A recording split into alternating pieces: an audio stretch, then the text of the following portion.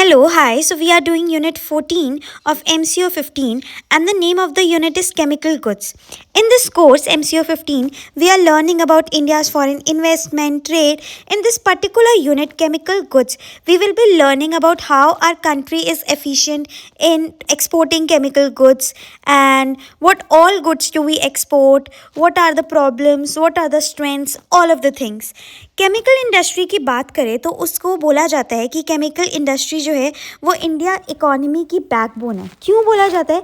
क्योंकि जितने भी एसेंशियल मटेरियल हैं, कपड़ों से लेके खाने तक, उन सब में ही जो मटेरियल एसेंशियल मटेरियल यूज़ होता है वो हमें मिलता है केमिकल इंडस्ट्री से ही।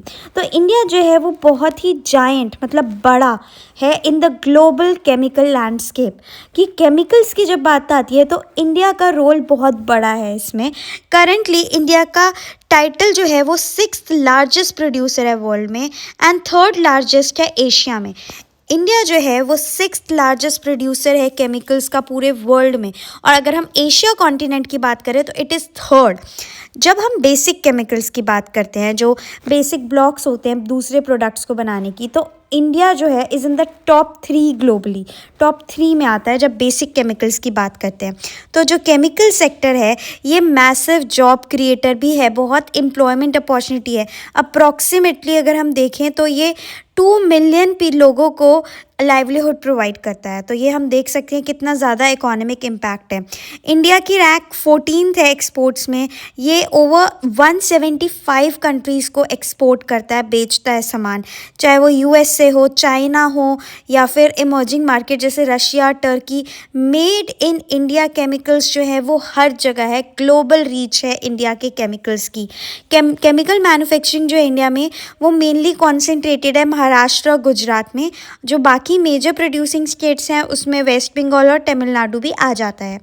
अब हम बात करते हैं कि क्या क्या केमिकल्स हैं जो हमारे इंडिया से मेनली एक्सपोर्ट करे जाते हैं। तो इंडिया जो है वो किसी एक तरह का केमिकल तो प्रोड्यूस करता नहीं है। ओवर 80,000 डिफरेंट प्रोडक्ट्स हैं, 80,000 से भी ज़्यादा डिफरेंट प्रोडक्ट्स हैं, और हम उनको ग्रुप कर सकते हैं कैटेगरी में।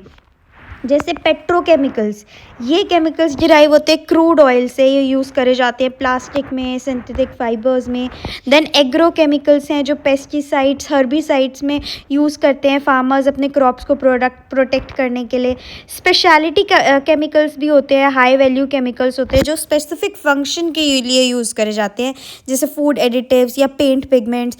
बल्क केमिकल्स हैं जो बहुत ज़्यादा बड़ी ह्यूज क्वांटिटी में प्रोड्यूस करे जाते हैं, जैसे सल्फ्यूरिक एसिड या soda ash. Fertilisers, essential nutrient जैसे यूरिया, डीएपी, ये यूज़ करे जाते हैं सॉइल फर्टिलिटी को बूस्ट करने के लिए। तो ये अलग अलग कैटेगरी है। हम देख सकते हैं 80,000 से भी अलग अलग तरह के प्रोडक्ट्स हैं जो इंडिया प्रोड्यूस करता है, तो बहुत डाइवर्सिफाइड है। अब इंडिया की क्या एडवांटेजेस हैं केमिकल इंडस्ट्री में? टैलेंट पूल, इंडिया में बहुत सारे ट्रेंड इंजीनियर्स, साइंटिस्ट हैं जो समझते हैं कॉम्प्लेक्स केमिकल प्रोसेसेस को, तो टैलेंट पूल आ जाता है पहले तो। देन रॉ मटेरियल की अवेलेबिलिटी, इजी अवेलेबिलिटी, जैसे कि बड़े बड़े जो खान होती है, माइनिंग होती है, लोकेटेड द ऑयल होता है, so located between the oil rich middle east and the high demand markets of east Asia.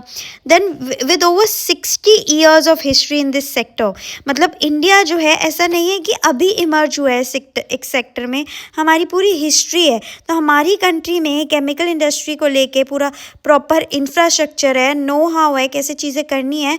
तो ये एक्सपीरियंस नए प्लेयर्स में नहीं है, ये हमारी कंट्री के पास ही है।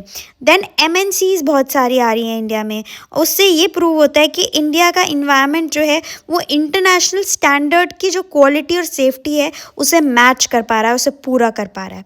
अब क्या फ्यूचर में अपॉर्चुनिटीज़ हो सकती हैं इंडिया की केमिकल इंडस्ट्रीज़ के लिए? सबसे पहले पेट्रोकेमिकल तो जो है वो बहुत फास्ट ग्रोइंग सेक्टर है एशिया पैसिफिक रीजन में, और हम देख सकते हैं बहुत बढ़ती डिमांड है प्लास्टिक्स और टेक्सटाइल की। बहुत ज़्यादा चेंजेस आ रहे हैं कंस्ट्रक्शन और ऑटोमोबाइल सेक्टर में, जिससे कि केमिकल्स की डिमांड बढ़ रही है।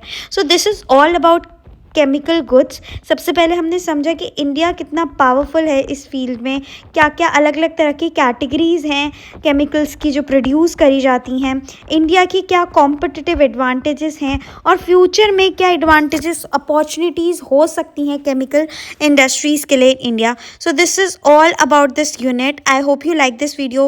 If you like this video, do give it a thumbs up. Subscribe to my channel for more such videos. Thank you for watching.